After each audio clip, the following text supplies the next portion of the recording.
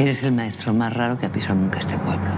Por ese maestro, el que prometió el mar, Luisa Gabasa podría volver a levantar un Goya. Su interpretación de Charo en la España del 36 le ha valido la nominación a Mejor Actriz de Reparto. La que escucha al maestro, la que lo aconseja, ejerce una especie de maternaje hacia él, le avisa de que tenga cuidado, es una mezcla de amiga, confidente, madre, y también sirve de contrapunto para que el maestro pueda contar al espectador todos sus sueños, lo que él desea hacer con los niños, sueños que se ven truncados. El sello aragonés de estos Goya lo pondrá también la especialista en sonido Yasmina Praderas. La oscense juega con doble nominación en la misma categoría. Así que, atletismo. Mejor sonido por Campeonex.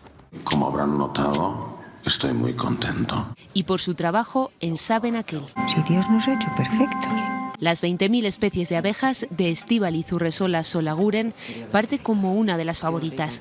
La ópera prima encabeza las nominaciones con 15, entre ellas Dirección Nobel, Mejor Actriz y Película. Y frente a ella, volveremos a vivir en su imaginación. Las 13 nominaciones de La Sociedad de la Nieve. ¿Qué pasa? La película de Juan Antonio Bayona con la que podría volver a ganar el Goya a Mejor Dirección y Película. También en esas categorías, Cerrar los ojos, de Víctor Erice, y Saben Aquel, de David Trueba. Ambas optan a 11 premios.